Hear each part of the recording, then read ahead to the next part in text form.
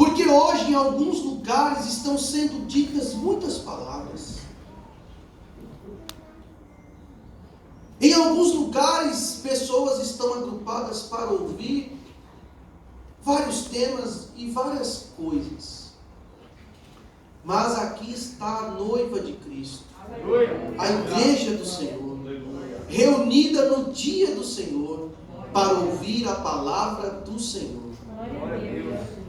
E para o que é chamado para ministrar a palavra, para a responsabilidade e a preocupação.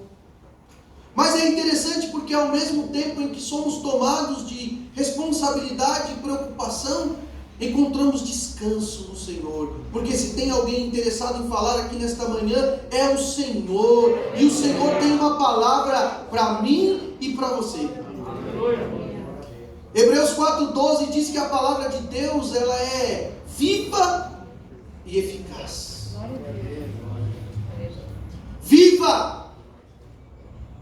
Porque ela é a palavra do Deus vivo.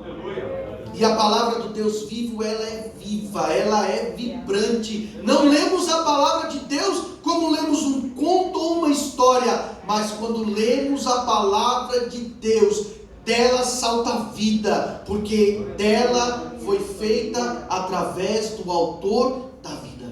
Ela é viva, mas ela não é só viva, porque existem coisas vivas que não são eficazes, são apenas vivas. Mas a palavra de Deus, ela é viva e ela é eficaz. O profeta Isaías diz que o Senhor manda a sua palavra e ela não volta vazia, ela cumpre o seu propósito. E que nesta manhã os nossos corações seja o lugar onde a palavra de Deus é eficaz. Aleluia. Lá em Mateus 11, 16, 17, Jesus, ele estava falando com os seus discípulos, e ele começa a falar sobre João Batista. Eu acho muito fantástico esse texto, eu estava lendo essa semana, e João batizou Jesus, e ele estava aprisionado. E no momento em que as adversidades se levantam, em que as condições não são favoráveis, até o indivíduo tomado da maior certeza e com a maior convicção pode se encontrar em condição de abalo.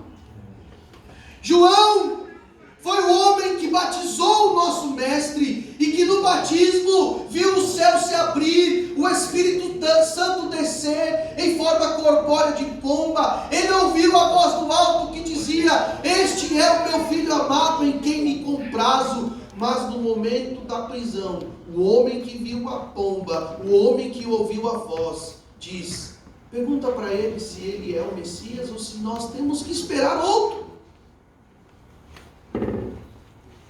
E eu acho fantástico o nosso Senhor, porque na hora da nossa dúvida, na hora da nossa angústia, na hora da nossa dor, adolescente, na hora da sua incerteza, o Senhor não nos responde na medida da nossa incerteza, Ele responde na medida do seu grande amor. Ele poderia ter dito aos discípulos de João: diz para ele se ele não viu a pomba, diz para ele se ele não ouviu a voz que veio do alto, diz para ele se ele não é meu primo. Jesus olhou e diz a ele que os cegos veem, os surdos ouvem, os coxos andam, e o reino de Deus é pregado entre os homens. Mas é nesse contexto que Jesus diz: olha, a quem eu compararei esta geração? São como crianças que estão na praça, como pessoas que estão na praça, em que nós cantamos, mas elas não se alegram. Nós contamos um lamento e elas não choram. Porque veio João, que não comia, e eles falaram: tem demônio. Mas veio o Filho do Homem comendo e bebendo, e disseram: tem demônio, é amigo de pecadores. Jesus estava dizendo, o reino de Deus é pregado e a palavra é manifestada, mas eles são indiferentes. Que nós não sejamos semelhantes a estes. Que a palavra do Senhor não seja para nós indiferente. Que quando o Senhor vier nos alegrar, que nos alegremos. E que quando o Senhor nos contristar, que nos contristemos. Porque o nosso Deus é o Deus que produz alegria, mas às vezes Ele também nos entristece. Porque a palavra de Deus é viva e eficaz, e mais penetrante do que qualquer espada de dois gumes. E ela penetra, e ela separa alma e espírito, toca juntas e medulas, e é apta para discernir os pensamentos e as intenções do coração. Eu louvo a Deus por este tema. Eu louvo a Deus por este texto. Então vamos ao texto. Romanos, capítulo de número 12. Como é bom ouvirmos a voz de Deus. Mesmo que não seja a voz que gostaríamos de ouvir, mas é a voz que nos orientará e nos levará além. E quando eu vi esse tema, Josué, transformados pelo amor. Aleluia. Porque existem várias maneiras de viver a transformação. A transformação, ela faz parte da existência, desde a concepção até a morte. Porque quando morremos também somos transformados. Mas o resumo do tema desse congresso, dessa festividade, é transformados pelo amor. Existem várias condições na vida que nos levam a transformarmos. Somos transformados por circunstâncias, por necessidades, por pessoas, por decretos. Nós fomos transformados nos últimos anos por conta de uma pandemia que transformou a sociedade humana, que mudou a maneira de comportamento de todas as sociedades. Fomos transformados, mas não pelo amor, por uma pressão. Mas quando Paulo, ele escreve aos irmãos que estavam em Roma, capítulo de número 12, Paulo escreveu essa epístola por volta do ano 56 a 60, antes da ida dele para Roma, que foi por volta de 62, 64. Ele tem um propósito diferente quando ele escreve essa epístola. As epístolas paulinas, elas foram destinadas ou a igrejas ou a indivíduos. Ele escreve as epístolas a igrejas ou a indivíduos. Escreve a Timóteo, escreve a Tito e escreve a Filemão. E a característica que predomina as suas epístolas são conselhos às igrejas que ele fundou. Porque Paulo, ele faz 3 viagens missionárias e nessas viagens ele planta igrejas. E depois ele recebe notícia das igrejas e escreve cartas para orientar aquelas igrejas, instruir aquelas igrejas, normalmente corrigir comportamentos. É isso que Paulo faz. Ele escreve a epístola aos Coríntios, ele escreve a epístola aos Gálatas, aos Filipenses, aos Colossenses, aos Tessalonicenses, e estas epístolas e aos Efésios, elas têm como objetivo, quando o Espírito Santo instruiu ele e o inspirou, essas epístolas tinham por característica instruir a igreja e redirecionar o comportamento das igrejas. Só que essa epístola, de onde vocês tiraram o tema, ela tem uma característica toda dela, uma peculiaridade dela. Não é uma epístola que corrige comportamento da igreja. É uma epístola que Paulo escreve a uma igreja que ele não fundou. Os historiadores, os irmãos que vieram antes de nós, eles entendem que a igreja de Roma, ela deve ter sido fundada por algum dos cristãos que estavam na Jerusalém no dia de Pentecostes. No dia de Pentecostes, lá em Atos 2, o Senhor Jesus, Ele cumpre a sua palavra e derrama o Espírito sobre a igreja. Os 120 irmãos que estavam em Jerusalém, esperando na palavra do Senhor, confiando na orientação do Senhor, confiando na ordem do Senhor, recebem o cumprimento da palavra do Senhor, porque aquele que confia, aquele que espera, aquele que ouve e que permanece na ordenança do Senhor, é alcançado pela promessa do Senhor. Glória a Deus. Então, a história diz que os irmãos que estavam ali, porque era o Pentecostes, e no Pentecostes vinham judeus do mundo inteiro para Jerusalém, os judeus da diáspora, eles vinham para todos os lugares, de todos os lugares para Jerusalém, e aquela Páscoa, aquele Pentecostes foi diferente. Foi o Pentecostes em que o Espírito Santo foi derramado, Pedro foi cheio e proclamou o Evangelho que transforma. Porque, como eu disse, existem várias circunstâncias que nos transformam. Mas nós ouvimos o Moriá cantando: eu quero ser transformado de dentro para fora. E a única coisa que transforma de dentro para fora é o Evangelho do Reino, o Evangelho de Cristo, que pega o homem caído, levanta, que pega o homem morto, dá vida, que pega o homem inimigo de Deus e o transforma em amigo de Deus. Só o Evangelho transforma. O Evangelho não é um conjunto de conceitos e regras. Também não é um conjunto de filosofias e de práticas. O Evangelho é o poder de Deus que muda a história do homem, que muda o destino eterno do homem, que tira ele do inferno e coloca na caminhada para a nova Canaã celestial. Então o Evangelho foi pregado no Pentecostes e as pessoas voltaram para as suas terras, voltaram para a sua região, voltaram para a sua casa.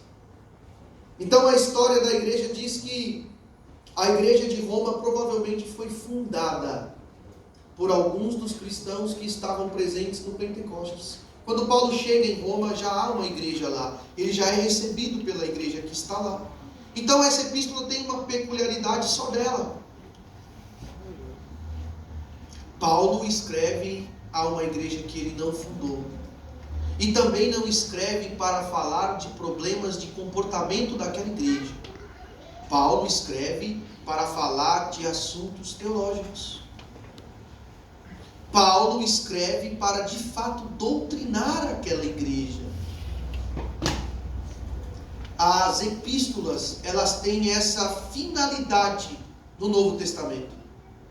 O Novo Testamento, ele é constituído de 27 livros que compõem estilos literários. Os primeiros 4 livros do Novo Testamento são livros biográficos. O 5º livro, que é Atos, é um livro histórico, mostra e demonstra e nos esclarece a história da igreja primitiva. E aí entra um grupo de livros, 13 livros chamadas Epístolas Paulinas. E essas epístolas que têm o cunho e o objetivo de esclarecer e orientar o comportamento da igreja, elas têm a finalidade de doutrinar. E não há nenhuma epístola mais doutrinária do que esta, que é a epístola aos Romanos. Toda a teologia encontra respaldo e material para a sua construção em Romanos. Romanos é a catedral das doutrinas da Bíblia. E Paulo tem 2 sessões nessa epístola. A primeira sessão é do capítulo 1 ao capítulo 11. E a segunda sessão é a sessão do capítulo 12 até o capítulo 16. Do capítulo 1 até o capítulo 11, Paulo começa falando sobre a condição do homem, o seu distanciamento de Deus. Paulo fala no capítulo 2 da depravação dos gentios. No capítulo 3, da depravação de Israel e de todos. E assim ele continua. Mas eu quero correr para o capítulo 12, porque isto foi para nós nos encontrarmos nesse contexto. Capítulo 12, verso 1, 2 e 3. Vamos à leitura. Portanto, e esse portanto é muito interessante, porque ele é uma conjunção conclusiva. Paulo está dizendo logo, então, ele agora passa a concluir tudo o que ele disse do 1 até o 11, adolescentes. Paulo está fazendo o fechamento dele. E ele diz, portanto, ou logo, rogo-vos, irmãos, pela compaixão de Deus, que apresenteis os vossos corpos como sacrifício vivo, santo, agradável a Deus, que é o vosso culto racional. E não vos conformeis com este mundo, mas transformai-vos pela renovação do vosso entendimento, para que experimenteis qual seja a boa, agradável e perfeita vontade de Deus. Pois pela graça que me é dada, digo a cada um dentre vós, que não saiba mais do que convém saber, mas que saiba com moderação, conforme a medida da fé que Deus repartiu a cada um. Quantos podem glorificar a Deus pelo testemunho? Portanto,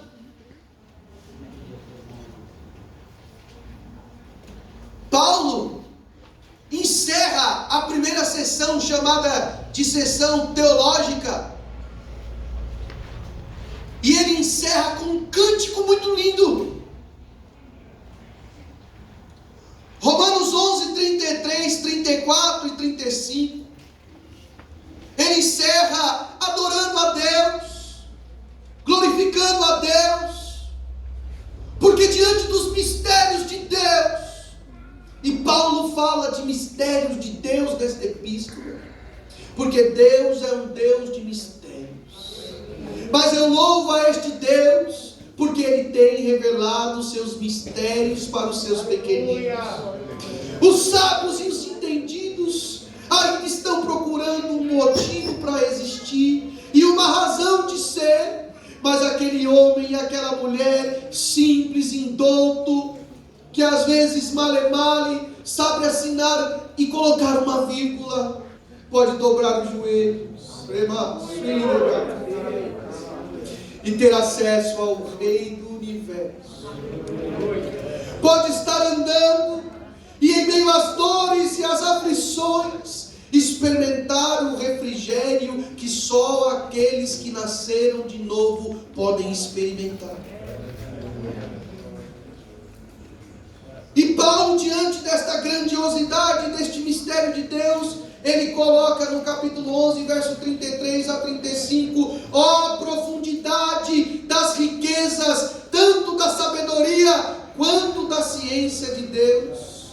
Quão insondáveis são os teus juízos, e quão inescrutáveis os seus caminhos. Quem compreendeu a mente do Senhor? Ou quem foi o seu conselheiro?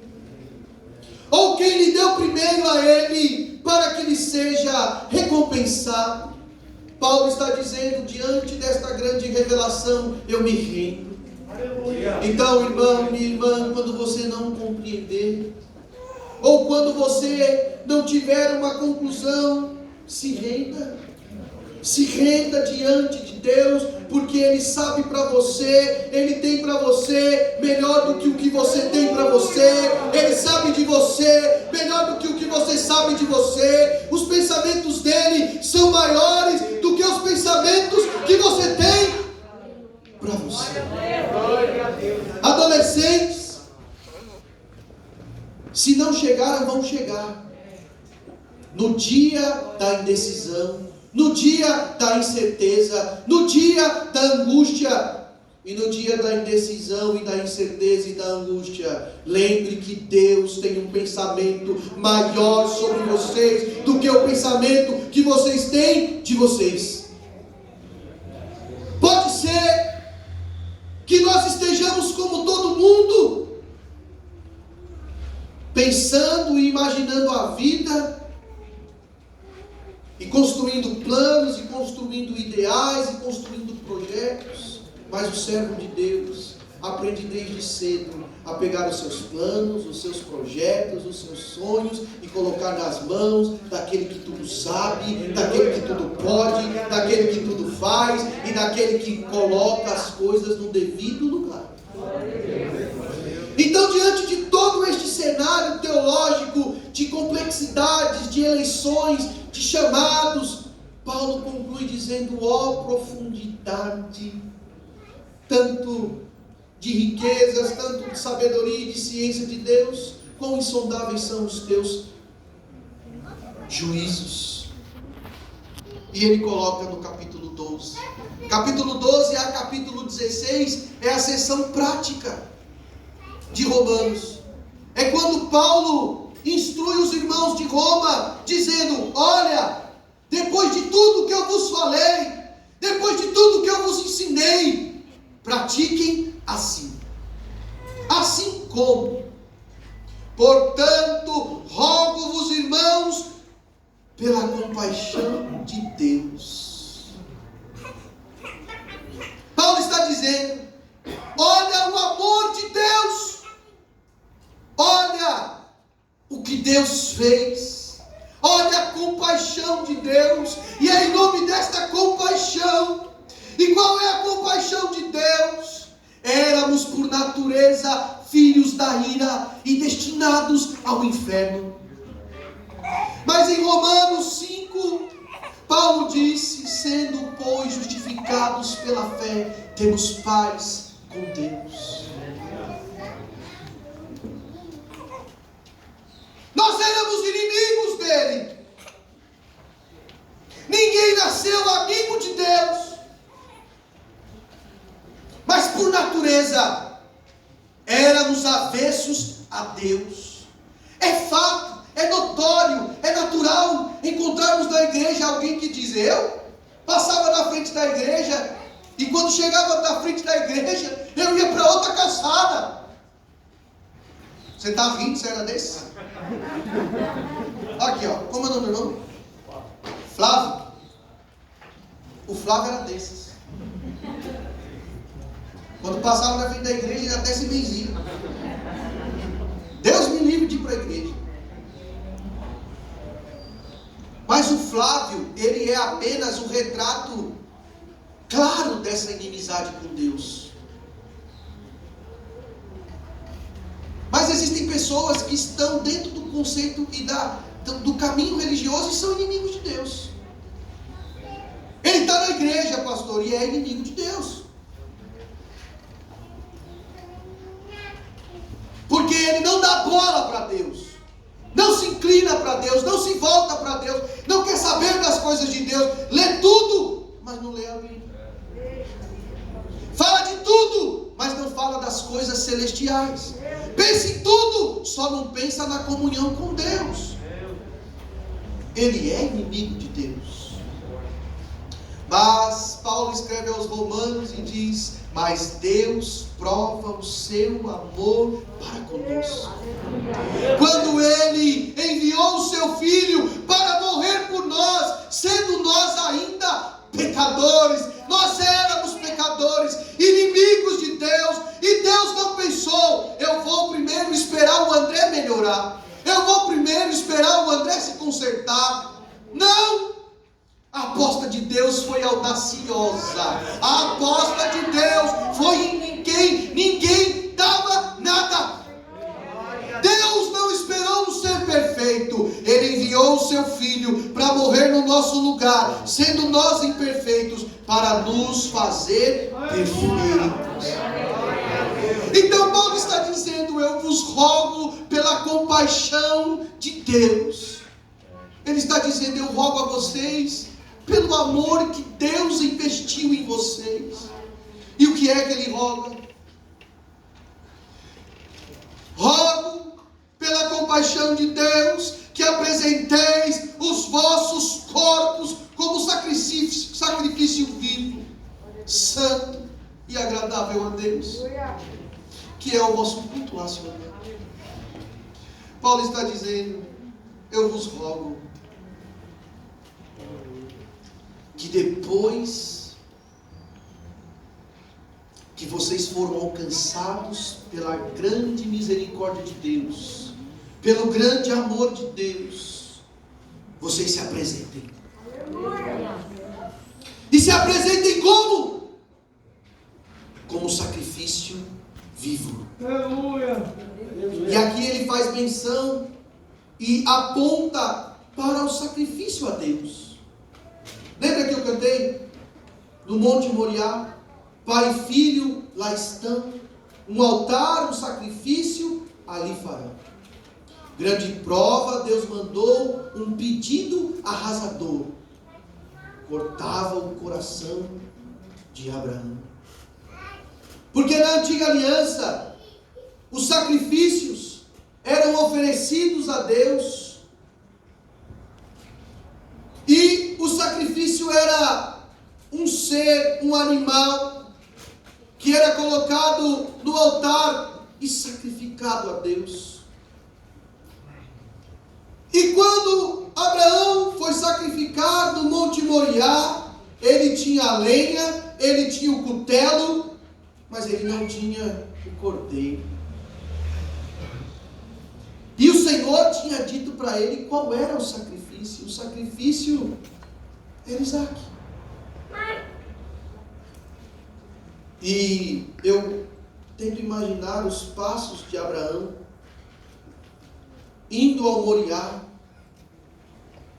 e o seu coração aflito e a sua alma contrista, mas decidido a sacrificar ao Senhor. As angústias, as adversidades, as preocupações, os medos, os temores não o pararam. Será que Abraão não estava angustiado, temeroso e preocupado? Mas nada parou a marcha daquele que ia adorar. E quando chega no pé do monte, ele fala o seguinte para os seus servos: fiquem aí, porque eu e o menino subiremos, adoraremos e voltaremos. E quando ele fala isso, demonstra que mesmo em meio à angústia, à dor, às incertezas, e sabendo que Deus pediu Isaac, ele não sabia o que Deus ia fazer, mas ele falou: eu e o menino subiremos. Ele não falou eu voltarei, ele falou nós voltaremos.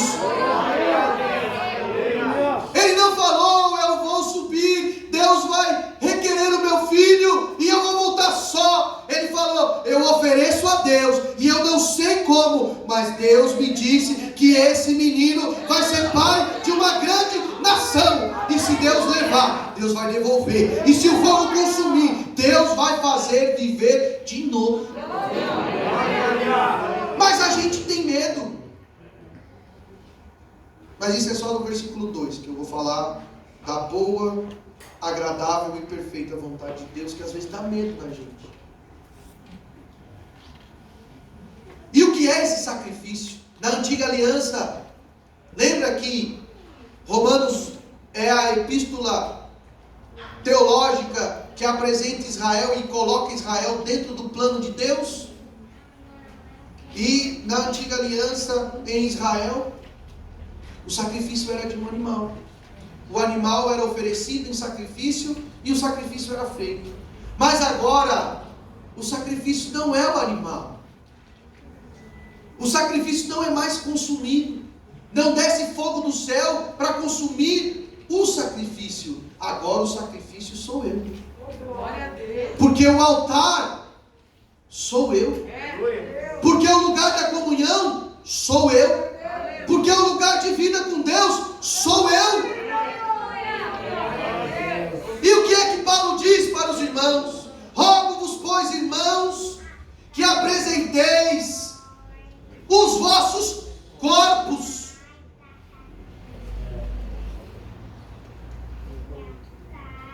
E o que é que Paulo está querendo dizer com apresentar o corpo? Paulo está falando aqui numa linguagem mais ampla. Apresentai a vossa existência, a vossa vida. Coloque a vossa vida diante do altar de Deus. Seja esse altar e ofereça nesse altar a si mesmo. Havia uma grande briga no primeiro século. A igreja, e Paulo não deixa transparecer que isso chegou até Roma, mas era um pensamento romano também, porque era um pensamento grego, e a Grécia era a grande mãe da cultura daquele tempo. Até hoje, o berço do conhecimento da civilização ocidental é a Grécia. As nossas grandes matérias são todas elas a princípio tendo origem na Grécia, e a Grécia tinha o que nós chamávamos de pensamento helenístico. E qual era o pensamento grego? O pensamento grego era bem diversificado, mas eles acreditavam o seguinte: se existir um Deus, e se existir um Espírito, esse Espírito está aprisionado no corpo. Logo, o corpo é uma prisão. O corpo para nada serve. Então o corpo deve ser colocado de lado, e nós temos que priorizar o espiritual. Lembra quando Paulo estava lá em Atenas, no capítulo 17 de Atos? Ele chegou no Areópago, ele tomou a palavra, ele começou a pregar, e aqueles cidadãos de Atenas, quando alguém subia naquele púlpito, naquele lugar, a sociedade ateniense parava para ouvi-lo. E Paulo falou, e quando ele falou de ressurreição, os atenienses foram embora, porque eles falaram: sobre esse assunto nós vamos te ouvir outro dia. Porque na mente deles Paulo estava indo muito bem, mas quando Paulo fala de ressuscitar, voltar a viver no corpo, os atenienses pensam: depois que o espírito está livre, ele quer voltar a viver no corpo? Porque o corpo, para aquele primeiro momento da igreja, aquele primeiro momento de alguns lugares, com esse vício de pensamento, não prestava para nada. Mas Paulo está dizendo: apresentei os vossos corpos. Nós crescemos e muitas vezes nós aprendemos que existe a vida espiritual, né, Josué, e a vida secular, como se nós fôssemos dois, como se tivesse uma chavinha. Calma aí que eu vou ligar o modo espiritual, play. Desliga o modo espiritual, vamos para o modo profissional, play na profissão.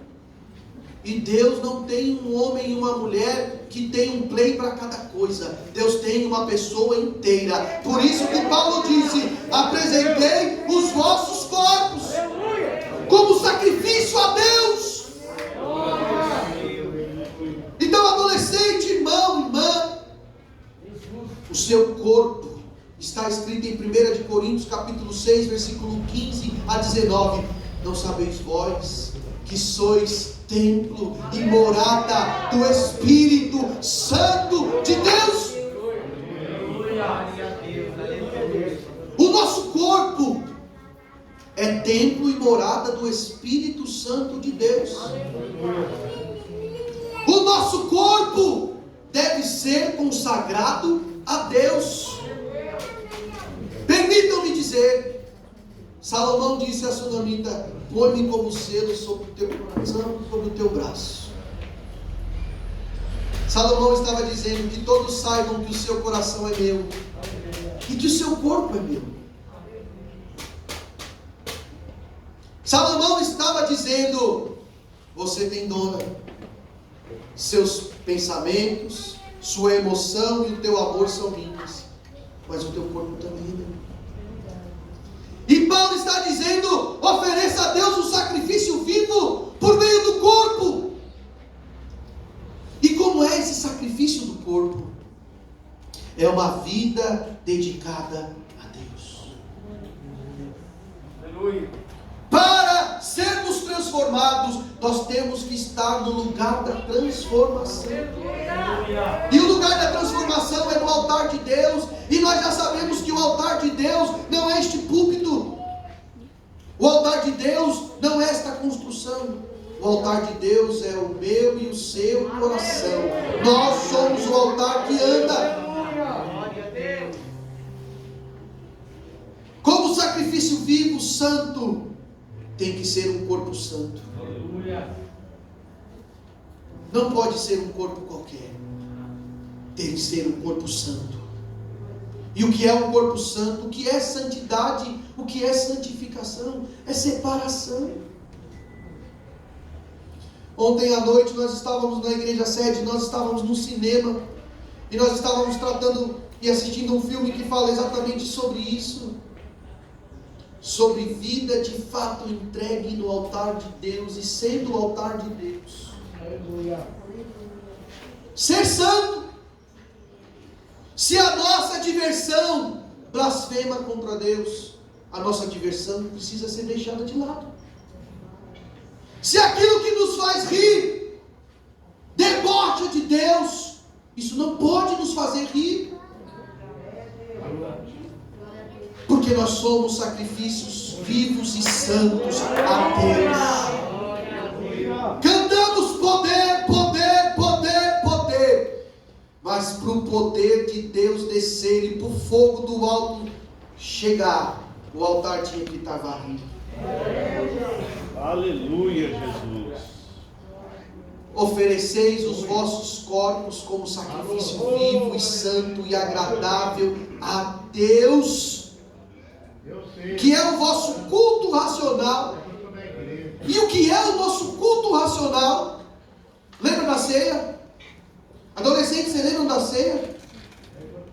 Fazei isto em memória de mim até que eu venha. Aleluia. Mas aí Paulo vai além e diz que nós temos que discernir isso. Porque aquele que come e bebe sem discernir o que está fazendo, come e bebe para a sua própria condenação. O que é um culto racional? O que é oferecer a Deus um culto racional? Nós já sabemos que a vida com Deus não é só intelecto, mas passa pelo intelecto. Quando alguém diz para você que você é salvo, você já parou para pensar do que você é salvo? Já pensou, adolescente? O amigo pergunta, e aí? Você disse que é salvo, você é salvo do quê? Fala, não sei. O pastor Isaías falou que eu sou e acabou. Eu não quero saber do que. A nossa fé não é uma fé para o intelecto, mas ela não tem problema com a construção racional. Lá na escola, se vocês não se depararam, vocês vão se deparar com alguém que vai debochar do que você crê. Quando chegar a aula de biologia, quando chegar a aula de ciências, alguém vai dizer para você que você é homo sapiens, que você é vindo da evolução natural das espécies. Vão dizer para você que Darwin tinha razão. Vão dizer para você que você é um descendente do macaco. Como se isso fosse ciência comprovada. Porque o mundo distante de Deus debocha de Deus, é contra Deus e quer provar o improvável. Porque para você acreditar que você é fruto da evolução natural das espécies, você precisa de mais fé do que para crer que um Deus Todo-Poderoso planejou você no coração dele, desejou você, criou você, sustenta você e ama você. Então a nossa fé é uma fé que não tem problema com racionalidade. E o que é um culto racional? É saber o que estamos fazendo. Nós estamos aqui hoje em gratidão a Deus. E gratidão por quê? Porque Ele nos amou primeiro, porque Ele nos salvou, porque Ele enviou o Seu Filho, porque estávamos mortos e Ele nos fez viver de novo. Isso é o sacrifício vivo. Culto racional. Culto que sabe o que está sendo feito. feito. Nós não caímos de paraquedas aqui. Estes adolescentes que estão à minha retaguarda, vocês, os adolescentes de Suzano, nós não estamos aqui porque a gente brotou. Não! Foi porque o amor de Cristo nos constrangeu e nós fomos transformados para sermos um culto santo, vivo e agradável a Deus. Mas o verso 2, que é o objetivo do nosso tema, diz: e não vos conformeis com este mundo, mas transformai-vos pela renovação do vosso entendimento. O que é conformar? Existem duas maneiras de entendermos conformar. A primeira é a ideia de se adequar à notícia. Nós, às vezes, recebemos algumas notícias que a nossa única opção é se conformar com elas. Mas não é disso que Paulo está falando. Paulo está falando de tomar a forma. E não vos conformeis com este mundo. E aqui nós temos os primeiros passos para o homem transformado. Não vos conformeis com este mundo. Que mundo é esse? Que conformidade é essa? Mundo aqui é um sistema de vida distante de Deus. É uma maneira de viver conforme as demais pessoas. Se nós vivermos com os mesmos objetivos de qualquer pessoa, nós nos conformamos com o mundo. Adolescente, se você vive para ter sensações, para ter prazer, para se realizar pessoalmente, para se realizar profissionalmente, para se aposentar e morrer, você viveu como todo mundo vive. Se as suas expectativas estão somente nas coisas daqui, se os seus sonhos e se a sua preocupação é somente que curso você vai fazer, que escola você vai entrar, que faculdade você vai cursar e que profissão você vai alcançar, você viveu com as expectativas que todos têm. E aí você se conformou e tomou o padrão deste mundo. Mas aqueles que nasceram de novo, aqueles que foram transformados, que experimentaram a vida e que oferecem a Deus os vossos corpos, eles andam e eles têm essas preocupações, mas eles transbordam, eles olham além, eles dobram os joelhos e perguntam para Deus o que o Senhor pensa para mim, o que o Senhor tem para mim, o que o Senhor quer para mim, aonde o Senhor quer me levar e o que o Senhor quer de mim. Não vos conformeis com este mundo. Nós vivemos num tempo em que as pessoas querem dar respostas para o mundo, em que o adolescente, e não faz tanto tempo que eu fui adolescente, só faz 25 anos, e na minha adolescência eu estava caminhando para descobertas, porque a adolescência é isso. É o período onde se inicia as descobertas. Depois da adolescência vem a juventude. A juventude é o lugar dos dilemas. O que eu vou fazer? Por onde eu vou caminhar? Com quem eu vou namorar? Com quem eu vou me casar? Aonde eu vou morar? Esses são os dilemas da juventude. Mas nós estamos em um período em que os dilemas da juventude estão se tornando os dilemas dos adolescentes. Em que adolescentes, ao invés de viver a alegria da descoberta, estão cheios de problemas, Josué. Débora, estão com a cabeça pesada, porque ao invés de se descobrir, estão cheios de dilemas e de preocupações. Por quê? Porque o mundo está exigindo deles cada vez mais. Porque até mesmo pais estão exigindo cada vez deles mais. Ele é adolescente, mas o pai, e Deus está falando comigo. Ele é adolescente, mas o pai espera dele o comportamento de um adulto. Ele é adolescente, mas na escola ele tem que ter o comportamento de um adulto.